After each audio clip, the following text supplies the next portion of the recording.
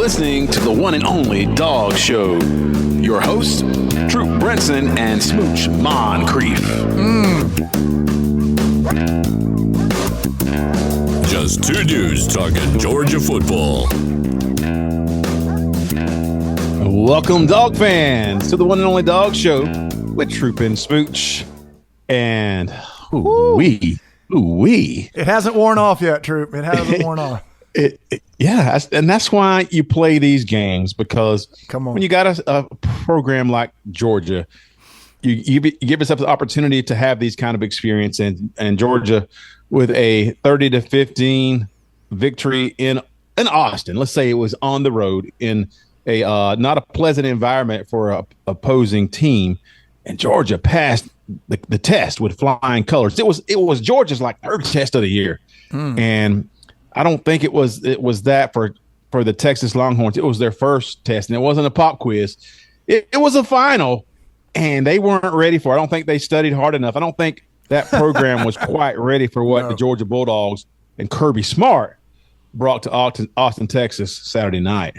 You know, Troup, on our thread, our Dawg Show thread with a bunch of our longest running fans, I made the comparison right before the game, if you remember, to when Tennessee was number one and undefeated and Georgia came to town, that they really weren't prepared for what was coming, and that this could end up being the same thing. And not only was it the same thing, the score was similar, and it was the exact same notion that it was a much bigger beatdown than even the score led on to be. What was it? 28-13 or whatever when Georgia went to Tennessee, and 30-15 when Georgia took care of Texas, and just massive domination and beatdown. Texas was never in the game. You rarely say that about a two-score game, but honestly, they only closed that gap late. And the similar thing, especially, was that everybody in college football, all the talking heads, were like, "This offense, this team, they're bigger. They're faster. They're what Georgia used to be. They're what Alabama used to be. This is the team now." We were hearing that. That was You're going to hear it again in a minute. Yeah. Yeah, and Georgia came with the fortitude and a team that had been, like we said again, battle tested and been through the wars, and with a pedigree.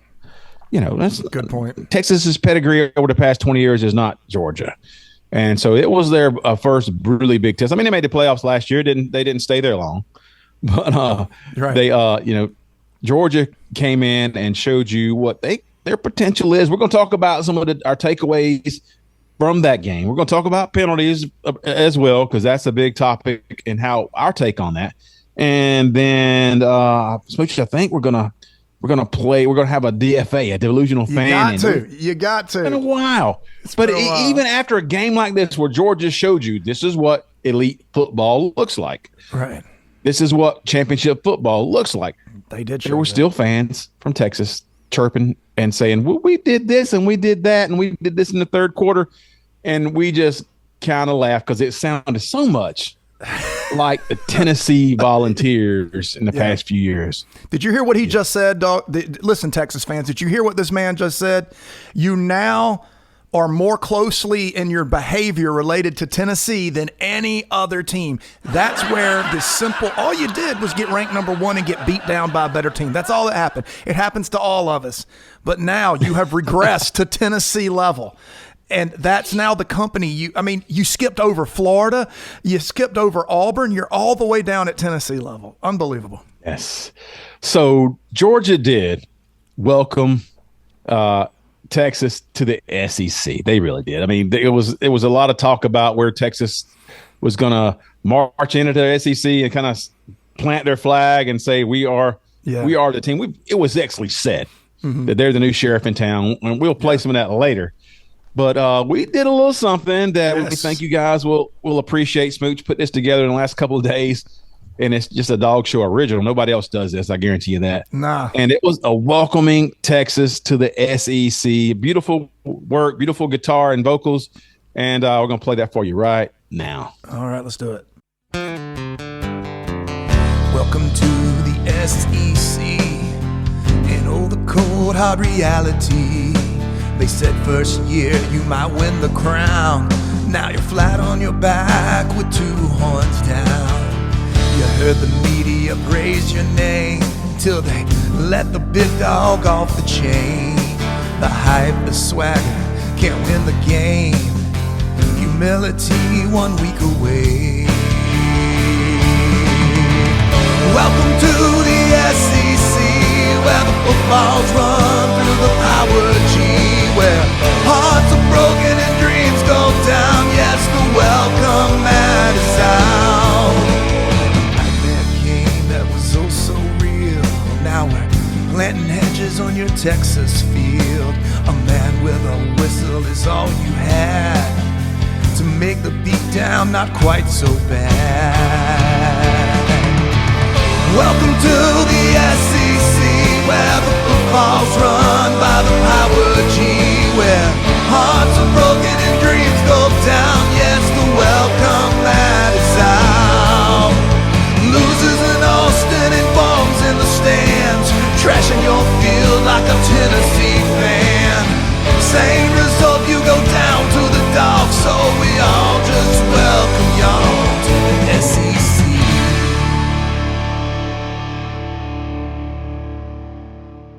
Welcome to the SEC, Texas. Again, we're comparing you to Tennessee by the way you treat your field and the way your fans deal with disappointment. So many Tennessee parallels, Troup Brinson. So many. I love it. I love it so much. But that's we always say you can't skip steps. Yes. And people were saying that Texas was, like we said, faster, bigger, stronger. We knew that wasn't the case. And it feels that way when you're playing. Okay, well, if you say that yours is this and yours is that, and this offense is so dynamic, and you got a backup quarterback who can do all this and that. You saw what happened when Manning come in, right? I did see that. Yeah, he had one run where he escaped pressure and got a first down. Other than that, he had another one where he got his butt run down from the back by was that Jalen or Raylan? It was Jalen. It was Jalen Walker. And so the bottom line, I think, is with that is it didn't matter which quarterback was in. Right. Georgia was just prepared better than Texas was. Texas was, and Kirby even talked about it in the postgame show. We're not all about our social media and our pictures and all. We're about eating. We're hungry, and we're coming here to eat tonight in Austin. And they served up a gorgeous steak dinner, and Georgia just gobbled it up and said, no, to Texas. So it didn't really matter which quarterback was in there. If it would have been, like we mentioned earlier, that Texas approached this game where the pundits, more the fans and the pundits, I'm sure they prepared. But this wasn't Nico, again, Tennessee, right? This wasn't Nico against Chattanooga. When you're just throwing, you're just putting up huge numbers of wide open receivers running around. You got so much time. When Texas took too much time, Smooch, because Georgia's secondary made them take time. They saw things they weren't prepared to see. That pass rush, 7 sacks. 7 sacks. It got home, and it really changed the whole offense for Texas. Yeah, I don't think people understand how much of the season in total Kirby sees. The reason I say the average fan doesn't is we're not the average fan, and sometimes we don't. Kirby looked at Warren Brinson and Mykel Williams and said, I need you for this day. And that is the way he began. That's the way he went about it. And you saw when they're on the field, they set everything else off. You can watch Jalen Walker run around and do awesome things, and he is awesome. But if you look at who's creating havoc, you're going to see number 13 a lot. Getting in there and just blowing stuff up, drawing double teams, a triple team a couple of times. And the defense, the pass rush was that we've been wanting to see it. You know, I've been extremely frustrated about what I call us getting stuck to offensive linemen. You didn't see it. You saw this vaunted Texas offensive line get pushed around and beaten up. So getting stuck to an offensive lineman, that was actually the job of especially 3 defensive linemen. I wrote down Stackhouse, Branson, and Kristen Miller. They stood them up. And they fought and they pushed and they reset the line of scrimmage and they got off blocks and made tackles.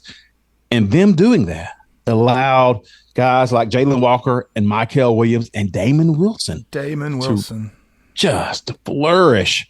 And people who watch this game if they didn't know Jalen Walker, they knew Michael Williams. They didn't know Jalen Walker. He looked like the best defensive player in college football against what people were saying, Smooch, was the best offense in college football, the best all-around team in college football, from the offensive line, bigger, better than you, all these NFL guys, and experienced quarterbacks and wide receivers everywhere. So they were telling you that this team is the team this year. And but Georgia showed you, especially with the defense, starting up front and then branching out to the outside linebacker. Then your linebackers played great. You could even see people like even Jalen Walker was playing inside linebacker a lot sometimes. That sack he had against Manning. Yeah, this little linebacker just playing right in the middle, watching the play, reading it. And then you even saw Chris Cole come in there on third downs a lot. True freshman, Chris Cole, and playing a lot covering the tight end. He could do it all. He made a great play in pass defense. I hope I can find it to put up right here. It was the leaping play. It looked kind of like a Malachi Starks interception, that type of play. Yeah. And it was we were worried going in because Georgia hadn't tackled like they needed to. That was not an issue this game. And some of the players we were worried about tackling showed you that they have no problem tackling. I don't know what changed or what focus or what game plan allowed them to do that, whether it was the people up front allowing them to run and just play football. But Malachi Starks and Jonell Aguero were sensational, and big hits, tackles. You're tackling backwards is what they talk about. You're not getting extra yards on them. Those guys were terrific. And if you saw, we talked about it up until now, a lot of offenses are getting rid of the ball within 2 seconds. These guys couldn't do that because people weren't open. The Texas quarterbacks thought they were going to have things available, and when they weren't available, they held the ball for an extra second. Yeah. And then here comes Michael Williams and Jalen Walker, which totally, again, changed the game. So all the turnovers, all the hits on the quarterback, and just changing where the pocket was. The coverage downfield allowed that to happen. And so give credit to Glenn Schumann and Kirby Smart. They really schemed it up. Yes. We mentioned it, Smooch. We mentioned that Georgia, at some point, we hoped that we could go into a game with a very similar talent and say Georgia just outcoached you. I actually want to pull that up right here. This would be a great time after this game to say Georgia's coaching staff just outcoached Sark and his group. They were just better. They were better prepared. The game plan was better, and it was executed. And it doesn't seem like we've heard that enough. So there you have it right there. You called it, and that's exactly what we saw. Not only did our coaches outcoach the Texas coaches, they had the quarterbacks completely flummoxed. They were disguising coverages. Let's talk. I mean, the Dalen Everett interception was Dalen Everett did his part. That's it. That's the one. But that was the coaching. That was coaching at its apex right there. He coached that interception. So many plays, Smooch, and the scheme was important here, as Georgia realized exactly what the plays that they wanted to go to at certain points, and whether they let you know beforehand and signified that, I don't know. But Georgia was in the right play, had the right personnel in, made the right read, and executed to allow these plays to happen, allowed the pass rush to come on, allowed Everett on that play. Because if he's out in 1.8 seconds or 2 seconds, then he's looking downfield. He knows what he's looking for. Georgia schemed that up perfectly. Yeah. And let's look at some snap counts, because that'll tell you a few things about how Georgia tightened things up. We had a couple of players we expected to see today we didn't see. But, of course, let's look at Carson Beck. So it tells you 71 snaps. Georgia had 71 snaps offense. ETN with 53, Nate Frazier with 10, and then Cash Jones with 7. I expected to see more of Frazier, but ETN looked outstanding. Yeah, no need to take him out. They did a good job when Frazier was in there of limiting his ability. They did. Dylan Bell, who had a couple of early drops, and the drops was a big thing in terms of the offense. They dropped several that would have fast-tracked Georgia's offense early, even though Georgia scored 23 points in the first half. Texas, you got lucky it wasn't worse. Yeah, we were clinking on the first half and scored 23. Yeah. Yep, that's exactly right. Arian Smith with 51 snaps. Dominic Lovett with 43. Humphreys, who had his worst game as a Georgia Bulldog, he missed a route and then dropped a wide open pass that would have converted. So Humphreys, he struggled a little bit in this game. 22 snaps. Anthony Evans with 8 snaps. You saw him get in there. He says 8 snaps. It seems like he was playing more. But whenever he's in there, he's a focal point receiver. When he's in. Yeah, that's exactly right. Yeah. Offensive line, we have Jared Wilson back after injury for 71 snaps. So come on. That boy's back, right? Yeah. Yeah, so they were kind of hanging on and waiting for this game to put him back in there. 71 snaps. Played them all. Dylan Fairchild, 71. Xavier Truss played all 71 snaps. And then Ernest Green, who had a kind of a struggle bus, just a bit. And, we saw Truss do some things that we kind of turn your head up with as well on that as offensive tackles. Micah Morris with 69 snaps. Monroe Freeling with only 21 snaps. And then Bobo with 1 snap. Yeah, you can tell there's, Kirby never plays like he has starters, but in big games, you see numbers like you have starters. It's that type of thing. You see it. It's very clear here. As you get going, it'll be more clear too. So here's those defensive linemen. Yeah. Smooch, Stackhouse, 45. Dawkins, 42. Miller, 41. Brinson, 41. Those guys just held it down. Eliminated the running game. The running game was non-existent. Miller and TID have not been mentioned yet, and they looked so great. Good. Yeah, so good. They were very, very good. You didn't see any mistakes, so they did their job and excelled in their job and just didn't make mistakes. Michael Williams with 38 snaps, and we needed them.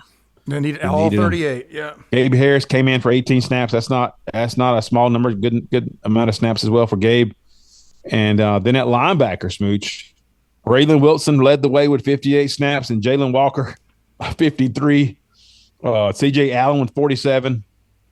So those were the 3 main backers, right? The inside linebackers. That's amazing. You have 3 inside linebackers at over 46 snaps is what you're saying. And then that dime linebacker again was Chris Cole, a true freshman who's rangy.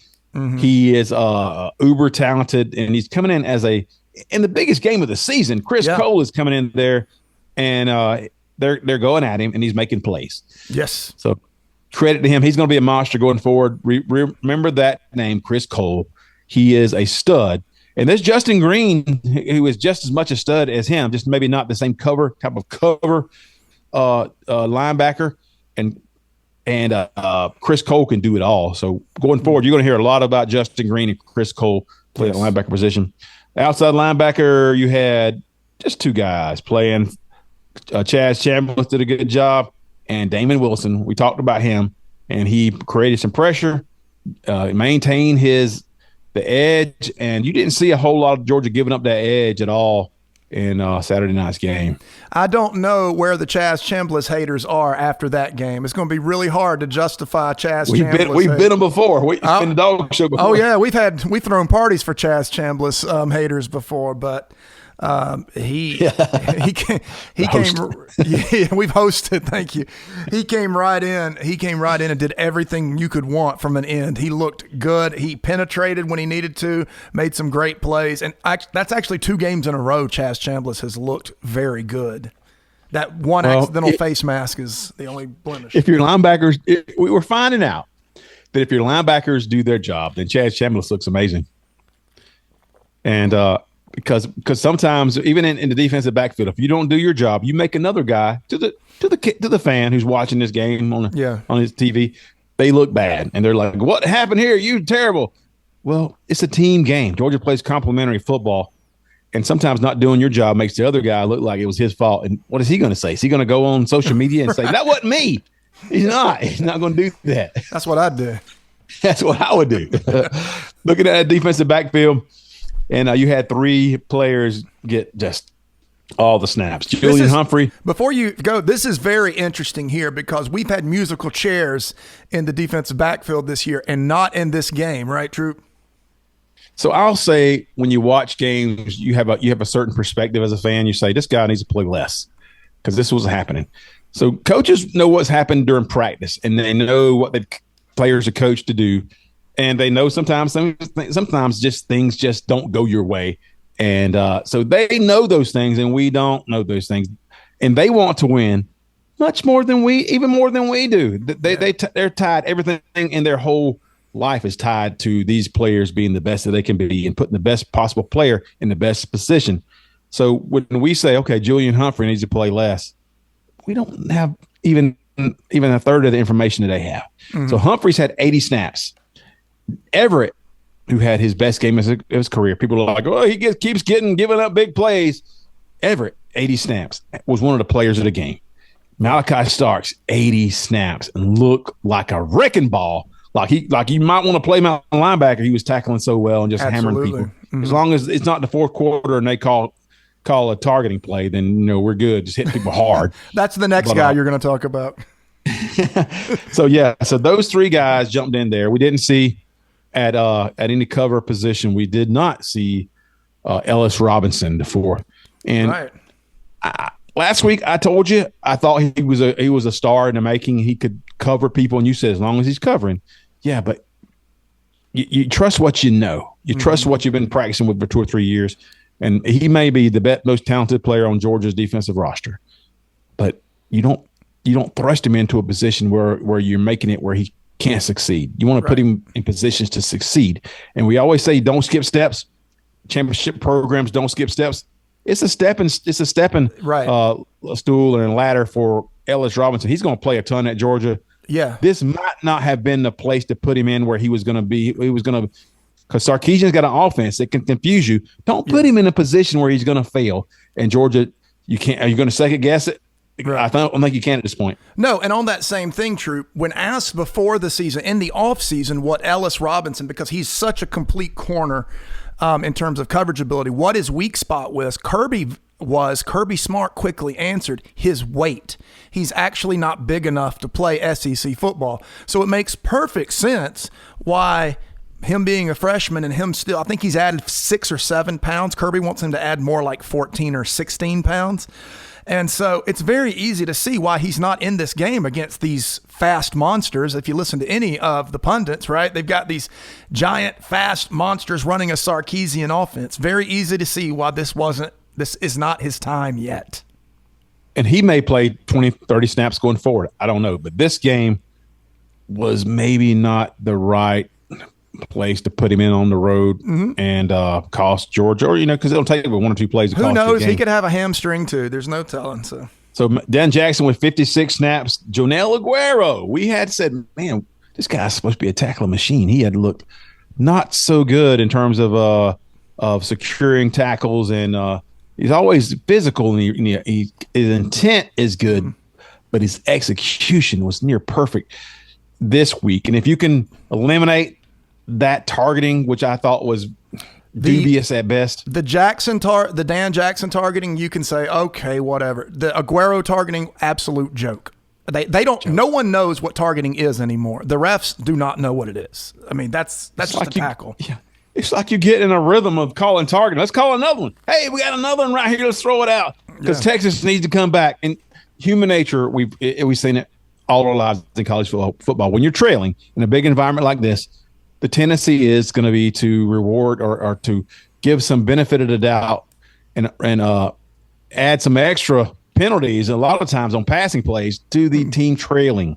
And that's what you saw. That's where they had it. Georgia was physical, dude. Yes. Physical. And we got people to plug in there. It's not we lose a couple of guys. We got more people. We got KJ Bolden. We got Ja'Cory Thomas. We're going to put I love saying this. It's just Florida. So that's the game. And we can plug DeMelo Jones. We got guys, we got dudes we can plug in there who are physical and as athletic as anybody in the country to plug in there. It's the fact that you use it to extend drives in a game Georgia's desperately trying to put away. And that was the point that is bugging me. I even texted you guys like in the fourth quarter, like, well, Georgia's winning this game. They're not going to lose. They're definitely walking out of this stadium with a W.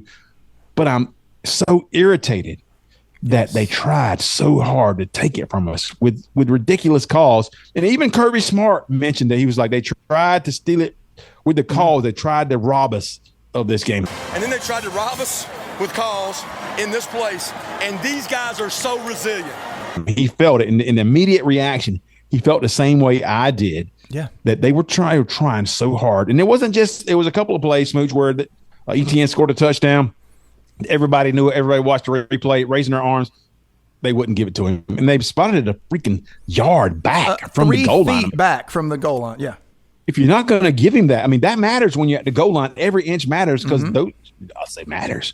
And then the first down, Georgia trying to put the game away, he was there. That was even a more egregious review because that was an easy call. We saw that. We saw it with Brock Bowers last year. It was the same kind of play. He stayed in bounds. He got past the line to gain, and they just wouldn't give it to him. They wanted to keep Texas in the game, give them a breath of just it was ridiculous. So we saw all that, and I want to finish up we kind of got sidetracked. I want to finish up the snaps, and this is the last finish. Okay. KJ Bolden, after Aguero with 46 snaps, he played great tackling by Aguero and by Starks and Dan Jackson. KJ Bolden, physical, played great as well. They could have called I assumed they were going to call a target on KJ Bolden too, because he come in there with a big lick. Anytime you hit a receiver hard, was it targeting? You're expecting it. Ja'Cory Thomas come in there, and he's been playing a good bit. Yes. 13 snaps. He held his own, no problems whatsoever. And so that's what I saw from the snaps. I didn't even see the tight ends. I missed the wide receivers and tight ends. Let me back this up just a bit. I did say, I didn't see the tight ends. Oscar Depp with 46 snaps. Lawson Lucky with 26. Benjamin Jurasic with 24. Jurasic looked better than he has all season long. And Lucky dropped a couple balls. Haven't seen that yet. Depp played a good game as well. So they all did well.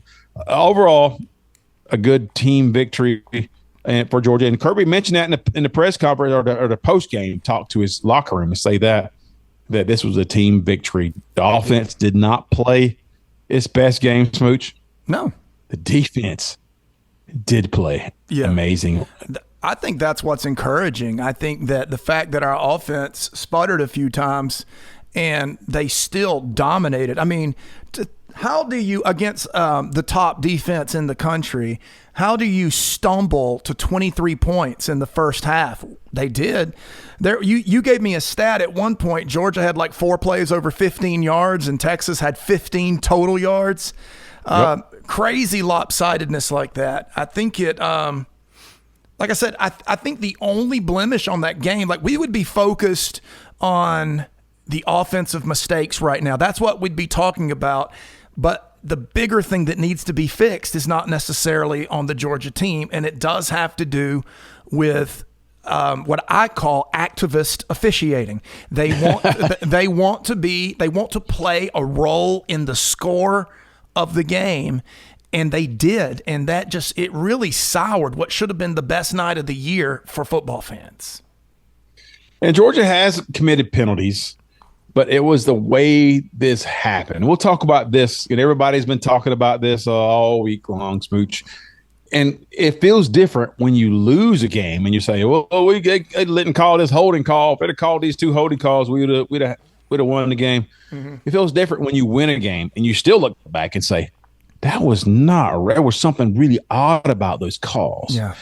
And the way they went about it. We could say that the targeting calls they were looking for it, because it seems like with targeting, a lot of times you got to look for it and you got to say, let's like a free 15 yards and get this guy out of the game. They've almost made targeting like holding, where you can just call it anytime you want. That's what's got to be fixed. And so that sucked, those 2 plays, because it was extending drives in the second half when Texas was fighting for their lives to get back in the game. But some of the other calls, right? But the big call, big thing that everybody said is sets a precedent. Kirby said it, and we were like, and I was even texting you guys on the group thread when this play happened. I said, never, ever, ever, ever, ever have I seen this happen. Never. This is like when it happened. Never, ever have I seen this much of a gap to when a penalty, a pass interference, whether it's right or wrong, is called, to the point where they decide to change it. And we even had some video where we saw, I don't know if we'll put it up here, maybe we will, where you show how long it took and what Sarkisian's input to a side official after the ball had been. Listen, if you make a call and then you talk to your fellow referees and officials and say, we're going to pick up this flag. That happens in football. So Texas fans saying this happens all the time. They change calls all the time. They drop pick up flags. Not like this. No. Not when you spot the ball, move the ball.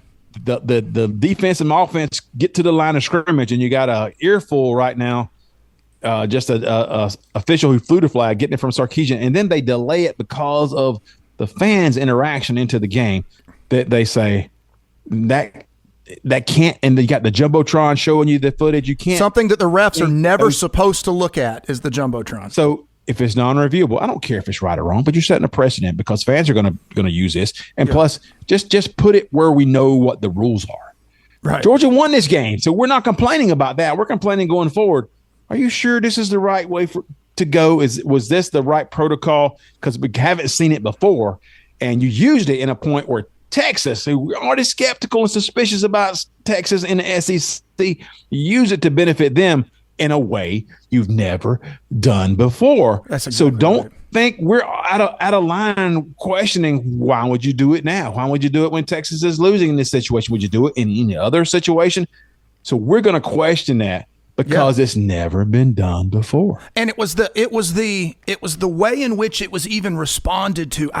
One of the things that makes me so frustrated with just the current state of communication in this country, whether it's politics, whether it's football punditry, whether it's Bishop Sankey of the SEC, the problem is this assumption that you can say whatever you want with video evidence and eyewitness evidence that clearly proves otherwise, that you can say anything as false as you want, and we're just supposed to believe it like mindless automatons. And what happens in there, that the play was called, by the way, I thought it was borderline. I don't think it was obviously a wrong call. I thought it was something that, had it happened to us, I think it was a bad call. But it wasn't egregious. It was, they made because there was contact there. Maybe even a holding. There's contact. Did you see Arian Smith turn around? Yeah. Did you see Arian Smith be able to turn around and make that catch? Right. Exactly. You didn't. So there was something that happened there. Right. You're right. You could have gone defensive holding. That would have been clearer. I think that probably was.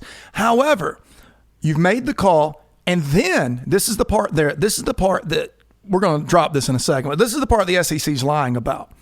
After that call was made, the officials gathered together, and then they make the announcement of the penalty.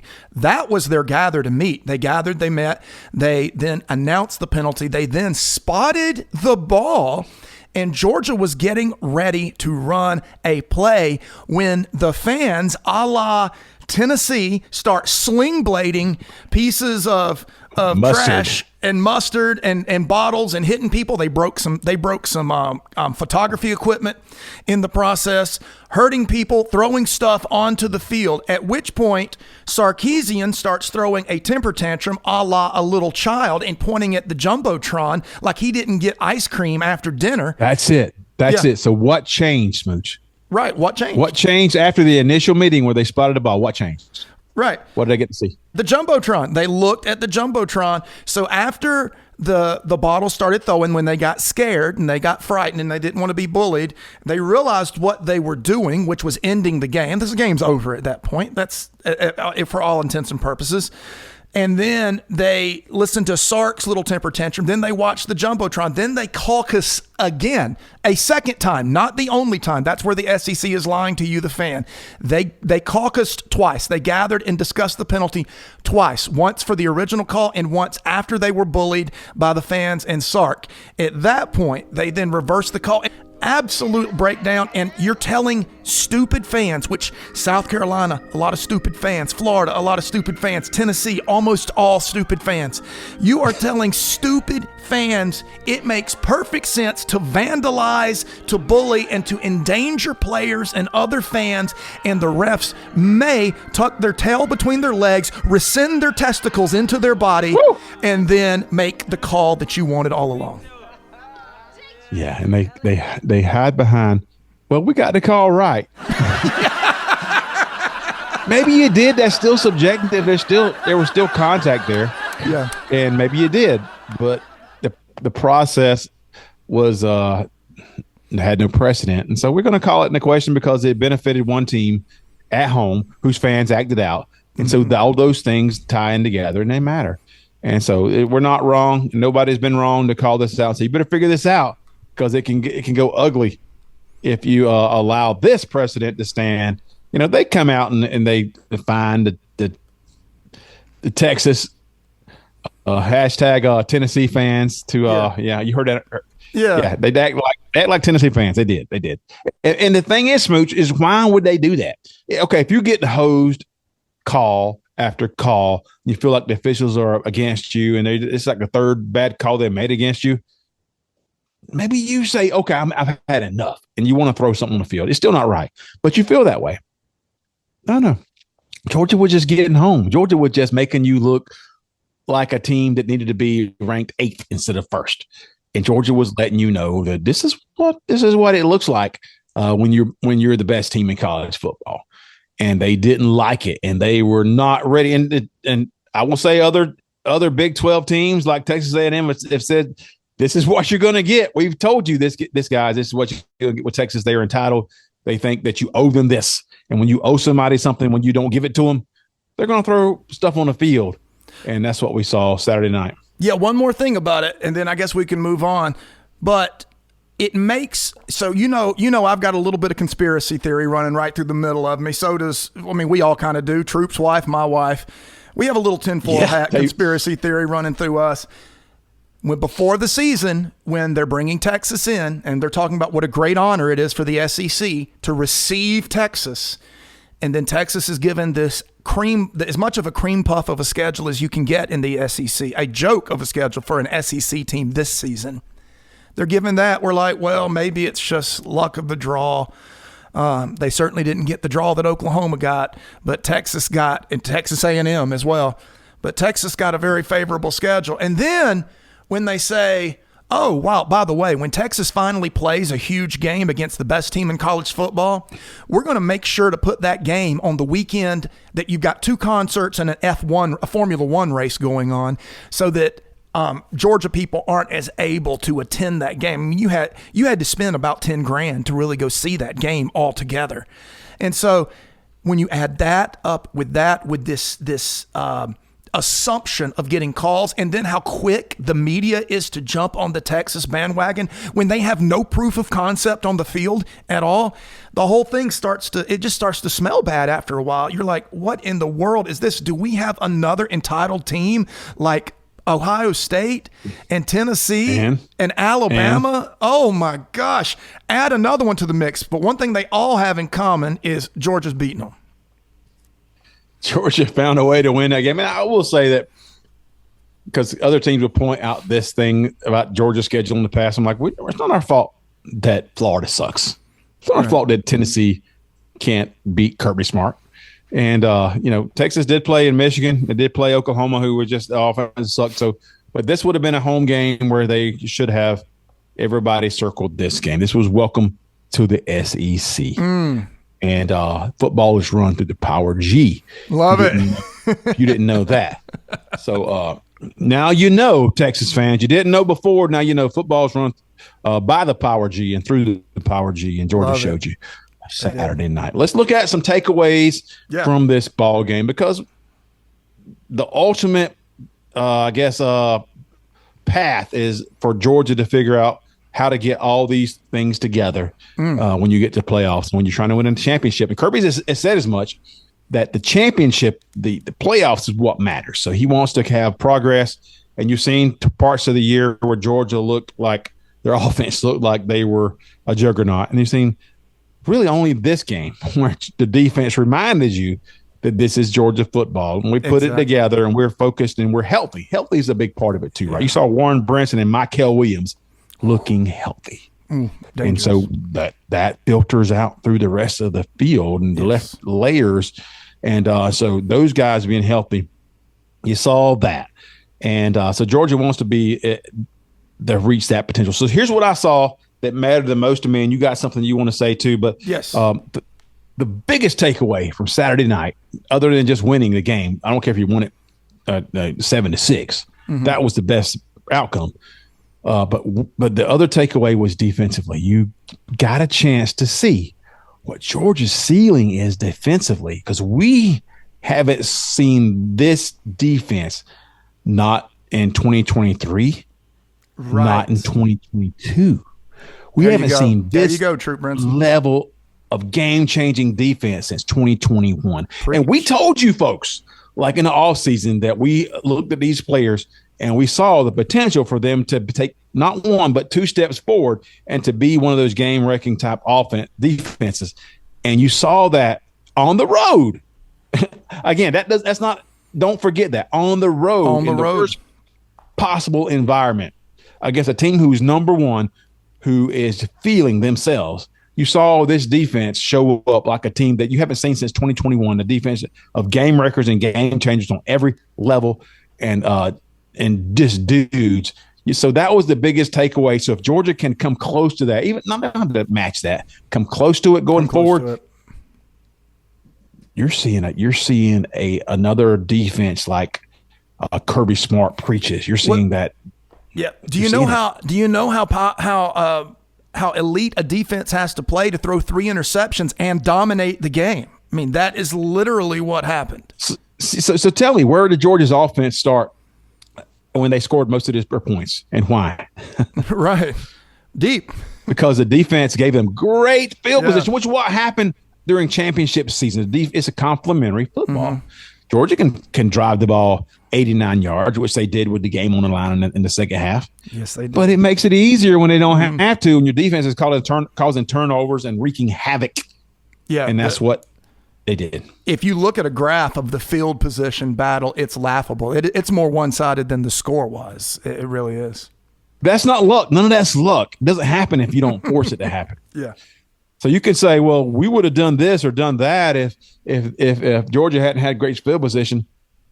We forced that. That wasn't by accident. Georgia forced that. Yeah, you don't flip a coin for field position. You don't. Otherwise, you're beating, Oklahoma State. I don't know who Texas traditionally plays that they walk over. Yeah. But I always go back to Chattanooga and Tennessee. Otherwise, you're playing Chattanooga and putting up 73 points and thinking you're the best team in college football. Yeah, it doesn't happen when you play a team like Georgia. And it may be a good thing for Texas. People are saying that. We're going to talk about this in the DFA.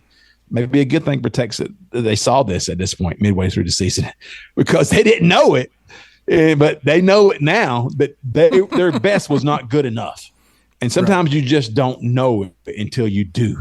Yeah. And Georgia was happy to introduce you to the SEC in terms of elite college football and what that's going to entail, because they really haven't seen it. They haven't seen it. They think they've seen it, and all the pundits thought they knew, but they didn't. No. So my main takeaway is Georgia's defense, Smooch.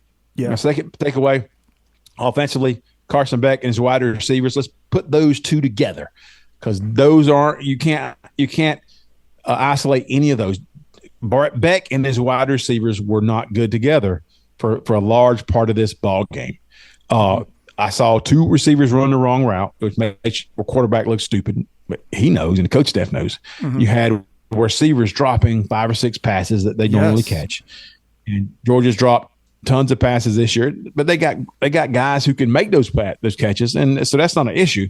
But you saw those things happen on the as in the passing game, but Georgia was still good enough otherwise to make passes when they need them, convert first downs, and to have Trevor Etienne show you why Georgia brought him in. And Etienne looked like the guy that wins the player MVP of a championship game. He was that good. They didn't give him a ton of chances. They gave him enough to put his imprint on this game, and Etienne was sensational. Yeah. For any time he got a chance, Etienne was making plays that normal players don't make. So Etienne's my second takeaway. I love that. I think Etienne not only did he run the ball well and catch the ball well, he also, because he established himself so early as a threat, he made a lot of these tight ends and routes over the middle wide open. Anytime you turn and nod with the ball to him at all, we were getting an initial step toward Etienne because they were having to respect him so much. Troop, I had the exact same feeling you and I did at the spring game this year, watching Etienne dance all over the field going, what the heck is this guy? And this may be something we haven't had in a while. And in fact, the big players make big plays and big games thing. He stepped right up and was a juggernaut against Texas. Well, a lot of games that we've seen, ETN will come in there and Georgia doesn't block it up just right. You got a free rusher coming in. He makes that guy miss, and he's still going to get good yards. I thought it was interesting. Georgia blocked pretty well for him. Yeah, they did. I thought it was interesting that, usually in games where ETN's getting blocked up at the line, Frazier comes in and squirts through the line. It seemed to be opposite in this game. It was almost as though they know Georgia's not going to pass the ball with Frazier in the game. I'm guessing that's what it is, because they stopped Frazier just fine, and ETN had daylight, and he made the best of it. Yeah, he hit, though. He got some good yardage before contact, and then he made another guy. So the guy he was making miss Saturday was not a defensive lineman 2 yards deep in the backfield. It was a linebacker 2 yards deep in their backfield, and he made that guy miss. And then he pressed the line of scrimmage on the early touchdown. He pressed the line of scrimmage and then hopped out to the outside and had the jets to get to the corner. Yep. Everybody can't do that. Everybody is not that looks like, okay, well, it's Georgia scored a touchdown. No. Everybody can't do that. And ETN showed you why Georgia coveted him and brought him in. And Frazier's got the same ability. Frazier's got, you said it right, Frazier got the Branson Robinson treatment this game, and not much blocking, not much room for him. But I got so my feelings for him are sky high in terms of going forward. So I was very happy with that. Yeah. So those are my takeaways. You got a takeaway as well? I do. I have just one. So you said defensive ceiling, ETN, those are all good. Mine is more of a 35,000 foot view. And it is this. We have heard, when we heard especially all this week, this isn't the same Georgia team as 21-22. This team isn't as dominant. This team can't play defense like that. This team is just, they don't have the elite traits. And one thing I noticed, and this goes back to the Alabama game through a difficult Mississippi State game to right now, and I realized it in the third quarter watching these guys get each other up for the fourth. This team has every single bit of the closeness, camaraderie, and character of the 2021 and 2022 team. In other words, the chemistry on this team is elite, and as elite as it has ever been. Do you know? Look at what happened to Alabama after a win at Georgia. They fell apart. Georgia's the one that took the loss to Alabama. And credit the Joe Klatt for calling that. Yeah, he did. Here you go, Joe Klatt. You called it. Alabama regressed, and Georgia went forward from that game. Right, and that's locker room. That's leadership, locker room, and chemistry. And Georgia is every bit as elite there now as it ever has been. That is my take. It is. And so that on-field leadership. And so what player did you see that looked like the leader of the team Saturday night? Well, who was everywhere on offense, defense, just talking to everybody and leading by example as well? Who'd you see? During the game, it feels to me like Malachi Starks really steps in as a leader. I see him a ton. What'd you take? What are your takes on that? Yeah, I like the Malachi Starks part of it, because he's definitely that alpha player, and he showed it. There was no mistakes at all. Malachi Starks was making every time. He knew where every read was. He was playing fast. Yeah. And you didn't know, you didn't call him out. He was making tackles, but he was doing his job. He was doing exceptions. It was Jalen Walker, dude. Yeah, he stepped out and became he's a fire plug for this season. He didn't, not just for this game. He's that guy for this season. Yes, he was showing you.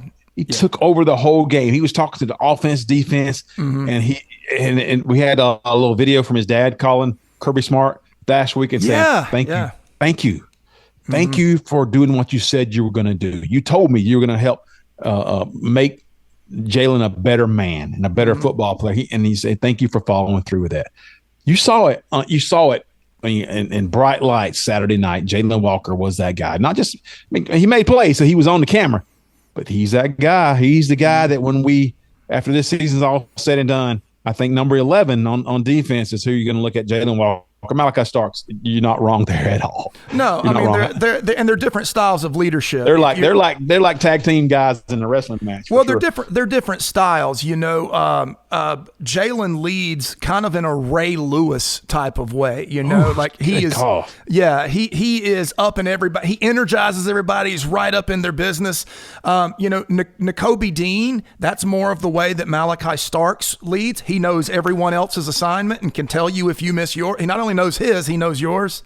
Mm-hmm. But Jalen has that fire. He's even working on some really good Bullard crazy eyes, which helps for that type of leadership. Yeah. I love it. And then we talked in the season before we had games to talk about. Every level of this team's defense had those type guys. Those are type guys who had the right character and had the right motivation and the right ability. That matters too, because you can say all you want to say. If you don't show it on the field on Saturdays, they're going to disregard it. So Georgia has those guys. 30-15 was the score, and Georgia 23-0 at halftime. Had all of those Texas fans on camera looking dazed and confused, to reference Matthew McConaughey. All right. Yes. Let's bring back an oldie but goodie, Smooch. Do you have that DFA? He's ready. So delusion is a fixed false belief that doesn't change in light of conflicting evidence. They don't know reality from their dream worlds, and they won't go outside and play. A fixed false belief that is not grounded in reality. I have been missing this segment. I've been missing this so much. It's more of an off-season segment until things kind of settle down. But the Delusional Fan Alert, the most popular segment in all of sports, and Smooch, happy to bring it to you, me and Smooch. There's a word that is thrown around other than rent-free, which I am so tired. I'm over that rent-free word. People use that when they're trying to. And now it's a Super Bowl. Your guys are the Super Bowl. We're the Super Bowl. Okay, that's next. And it's also the point where cope, but cope still works, because teams had to find their way to cope after a tough loss. Yeah, that's a tough one. And it was a tough loss because everybody told Texas they were the best. They were championship. They was the best team in Texas in 30 years or more. This is Texas, and they were feeling themselves, and everybody was just feeding into that. Yes. And so you take a loss. Georgia comes into your house. This is not on the road. It's not a neutral site. Georgia comes into your house, Texas, and smacks you around. And says, this is actually my house. Yeah. You guys just paying rent in my house here. Like a cat playing with a mouse. Absolutely. And so Texas down by 3+ touchdowns at half, and Georgia just was going to salt this game and win the second half. The officials plus Georgia kind of they were in the second half, third quarter specifically. Texas found a way to get back in the game, and then Georgia said, "Okay, it's done. It's over. That's enough. You're done." But it was the officials playing a big part of it. I'll say that. But so Texas fans, Smooch, trying to find a way to cope with this loss. And so here's what I got, and you got something too.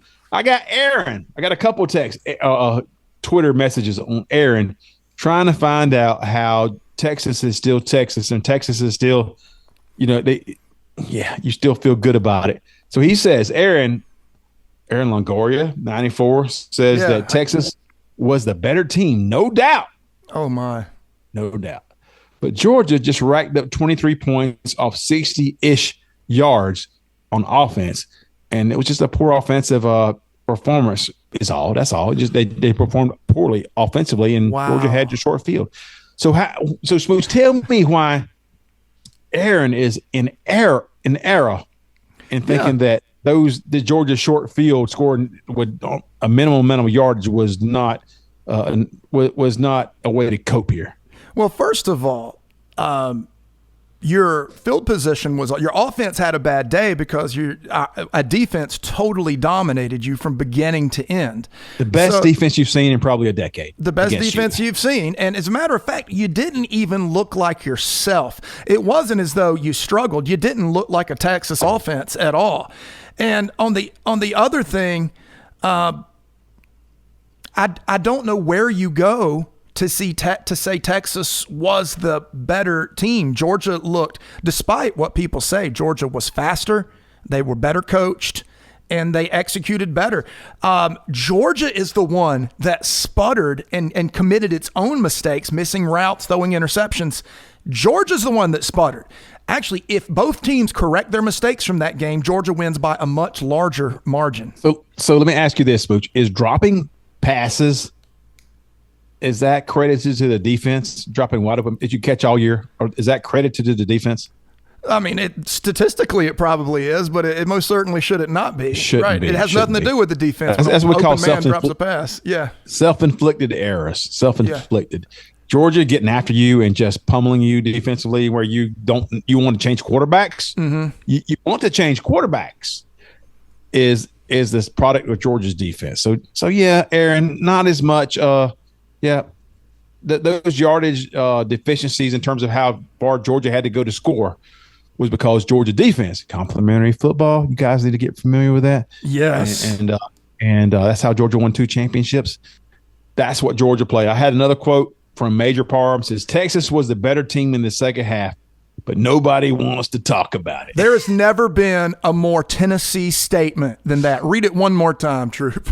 Texas was the better team in the second half, and nobody wants to talk about it. So you see, because you play 2 halves, you play 4 quarters, but it's all 60 minutes. You play 60 minutes. Even the Lord rested on the 6th day. You know what I mean? Like, no, listen, Georgia plays for the score to be in favor of Georgia at the end. They could care less. I mean, why don't you just say for 60 seconds in the third quarter, Texas won? Because that's technically true when they scored a touchdown, right?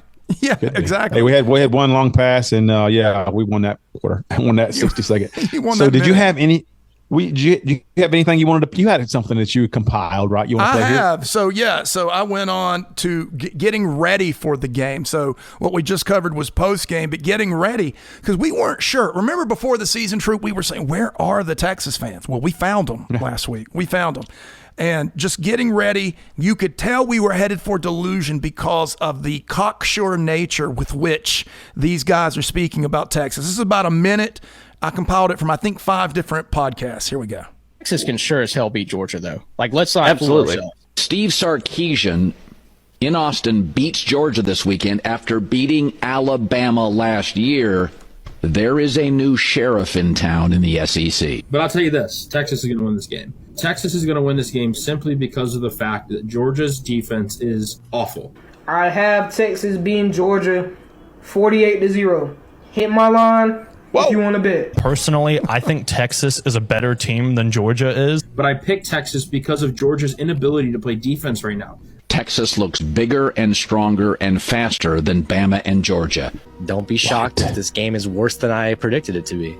I think it's a better team. With Quinn Ewers under center, I think Texas has the best offense in the country. I think Texas, to me, is a better team than Georgia. Breaking news, the Georgia Bulldogs absolutely beat the living dog crap out of my team. I just watched my offensive line get absolutely torched, and I don't have a voice anymore.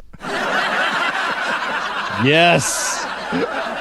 You saw it. He figured it out at the end, Smooch. Your offensive line, who here was in the best offensive line in college football. We got everybody's an NFL player, second that rounder. Guy was at the game, and he's a much bigger guy than he sounds like, but his voice was so gone. He had that Mickey Mouse thing going on. But, yeah, he went on a rant for about 5 minutes. It's actually pretty darn good. But. So, yeah, we like that. Leading up to a game, and then everybody who is a prisoner of whatever current – zeitgeist or a feeling of their recency bias. Georgia's been doing it for a while. This is not new. Georgia's been recruiting for a while. Georgia has, if Georgia's blue chip ratio is 83, Texas is like 64, 65. Right. That plays out when those guys play to their potential, and the coaching staff coaches a hell of a game, and they did. They played. I mentioned that they coached the best game defensively, especially. And I don't say Bobo coached a bad game. Georgia just didn't execute as well. But defensively, Georgia showed you what their ceiling is. And their ceiling is what is widely thought of as the best offensive, until proven wrong, was the best offense in college football was Texas. And Georgia showed you what we come in ready to play and take care of business. It's not even close. It was not like a decision. Yeah. There was no like going to the judges for a decision here. Georgia knocked you out early, and you saw we got to change quarterbacks because this guy's rattled. Our offensive line is getting hammered. Our best offensive lineman is getting run by, pushed through. We got no answer for this. We got to have a spark. That's why they brought Arch Manning in there, which was so 2 5 never going to work out. It's never going to work out. No, that's a horrible decision. Not a Jalen Hurts, Tua kind of a situation. It's not. And it was never going to happen because Georgia was that much better defensively when all things came together. And we hope that is the case going forward or at points when we need it to. Yeah. I'll tell you this. This is going to sound like a hot take, but I absolutely mean it. I only mean about 20% of the hot takes I give. But this one I absolutely mean. When Georgia plays at its ceiling on defense, they are the best single unit in all of college football, offense or defense. When Georgia plays at its ceiling on defense, they are the greatest single unit in college football. You and I talked about the offense carrying the team. Can you imagine how far this team goes if the offense is a complementary piece to this defense? A lesser piece, which people said in the championship years, especially 2021, it was a lesser piece. Mm-hmm. But Stetson Bennett was an all-time Georgia Bulldog. We got players who are all-time Brock Bowers, Ladd McConkey. We got guys who are all-time Georgia Bulldogs because of that. But we pointed this out going in the off season that this could be the most talent Georgia's ever put on their defensive. And you're not going to have Jalen Carter type guys. But in terms of the whole unit, these guys are maybe the most talented group that Georgia's had. Has it looked that way all season long? Kirby Smart told you that his perspective is not about what happens in the third game of the season. He's always building. He's always putting players in situations and putting personnel groups in situations to when they get to play a game like Texas and he gets their attention and the attention to detail is obvious, then you see the full breadth of what they can do. And so, I mean, this is the second half of the season coming up. Georgia still got games like Ole Miss and we got Florida, Ole Miss, Tennessee. They've got big games before the playoffs even start. Yeah. So, but you saw Saturday night what you wanted to see, folks. And Georgia may run the ball more going forward. They may not. Carson Beck is still a quarterback who presents a problem for most defenses. And if him and his wide receiver tandem or group work together or play better, you're going to see blowouts in games that you thought were going to be really highly contested. So take that going forward. And that's what I take is that this team showed me Saturday on the road. Yes. Against the number one team in the country with the most confidence that you could possibly have. That's so true. Right? They showed you that they are better, not just in terms of verbiage. They're better in terms of talent, better in terms of coaching, better in terms of execution. Those things come together. So feel good that Georgia has that. Yeah. And they won't be able to pull that all together every game. They didn't pull it together Saturday night, just defensively. But when they do pull it all together, you're going to see games like we always talk about TCU. We talk about games where Georgia blew you out, Florida State. Look at that Michigan game in 2021 where Michigan came in with their chest bowed out. Yeah. Their linemen winning a Joe Moore Award thinking that they were the best thing. Yeah. And you could not penetrate that. And Georgia just treated them exactly like they treated Texas this past weekend. Oh, that's a great analogy. 100%. I think that it's amazing. You know, we interact with as many people as we can on our YouTube, TikTok, Twitter, X, whatever. We interact as much as we can. And one of the things we said, you know, who cares if other pundits are saying this defense for Georgia is bad? It only takes one game to reverse the narrative for the media. It only takes one. And Kirby could care less when he always says, I don't look at stats. I don't care what you report. He uses what's reported to motivate his team, but all he's focused on is executing. And all of a sudden, Georgia's considered a top defense again after being just dismissed 8 days ago. And so it only takes 1 week to reverse all that because that's how fickle the nature of college football fandom and pundency is. Yeah, it is. But, we got a great glimpse of it. We always say you're going to find out some things this Saturday night. You found out some things last Saturday night, and I hope you realize that. It's hard to get a team up, a group of players up every Saturday to play to their potential. But now you know, and Kirby Smart said, I want to know my players are playing to their potential. Now you know what that defensive potential is. You can expect that. You won't expect it against teams that they don't need it, but you'll expect it when Georgia needs it, and they have that ability. So that makes me feel good. Smooch, it's been a great week. We've reveled in this. I've watched this game 3 or 4 times, especially the first half and the fourth quarter. But we watched it, and I will say that our social media is blowing up and for different reasons. But we both put posts out, put stuff out this week that's done 30, 40,000. Yeah, and that's big numbers for the Dawg Show. Stuff for us. Yeah, we'll take it. So get on there and join in. We haven't had to fight any battles because when you win, you got all you need. Yeah, Alabama did right now. Alabama did lose again to Tennessee, so that was the perfect setup, folks. As we close this out, is that Alabama lost to Tennessee, so Tennessee's going to get a chance to come into Athens and show you what they got. Nico didn't look great. No. Milroe has looked like mid-row, as I heard somebody say, since the Georgia game. I don't know what happened. And we'll see what happens going forward. There's a lot of Alabama fans questioning their quarterback, wanting to make a change, questioning their coaching staff. Wanting to make a change. Yeah, exactly. We called it. You don't step into Nick Saban's shadow without some growing pains or without having to be accountable for yourself. You can't just take from what Nick Saban did and what's happened the past 15 years. You're going to be accountable for what you have, and they're seeing some of that. Now they're also questioning with the board coaching staff whether it was the right. Those guys are capable. Can they do it? Or are they the right personalities? Because from what we saw, maybe they're not the right personalities, and they don't have the right.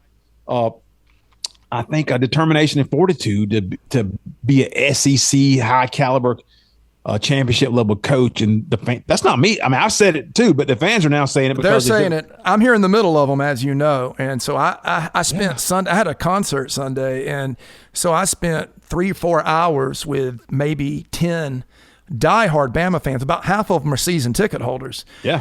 And it is, they're done. It is not, I thought it would be at 3 losses. I thought 3 losses will be where they start questioning. No, it was the second loss. I heard a guy, and I mean, he knows every bit of Tide trivia there is. And he told me, he said, they're terrible. They're terrible. He's like, and he said, we're angry at DeBoer because he's going to waste Jalen Milroe.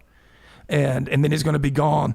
And yeah, it just complete change from just 2 months ago when it was all flowers and rainbows.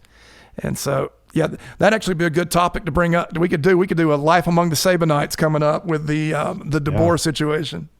Yeah, because it's not just the 2 losses, Smooch. It's the games. It's the second half of the Georgia game where they were like, this is not. I don't enjoy this. And then it was it was also the Vandy game and the South Carolina game. If they could have lost that game, you don't almost lose to South Carolina if you're the most talented team in college football. Yeah. But that's what happens. A new coaching staff, it doesn't just translate, and the talent doesn't always translate that quickly. And you do not have, and you do not have elite chemistry in the locker room. That's a huge thing. So join in with us on Twitter and on TikTok and on YouTube. Of course, we're having a good time because we just won the biggest game of the season. Got Florida coming up in 2 weeks. Georgia going to take an opportunity to get better in this off week. We'll be back. I don't know. We'll have an episode next week. No Rapid Reaction Saturday, of course. But it's never too early to start hating Florida. So got Florida, Ole Miss, and Tennessee coming up. We're going to be looking forward to those, and the Dawg Show right at the forefront, enlightening your path. And anyway, thanks, Smooch, for that wonderful video. You guys check it out. Give him a like, and give us also a like and subscribe on our podcast. And we'd appreciate it. A 5-star review. Yes, sir. All right. For Smooch Moncrief, this is Troup Brinson saying so long. We'll see you soon. 30-15. Final score, Georgia over Texas. I say I do believe we're about to lay a whooping on y'all as subtle as a hand grenade in a barrel of oatmeal. This is the Dawg Show with Troup and Smooch. It's the Dawg Show. It's the Dawg Show. It's the Dawg Show. It's the Dawg Show.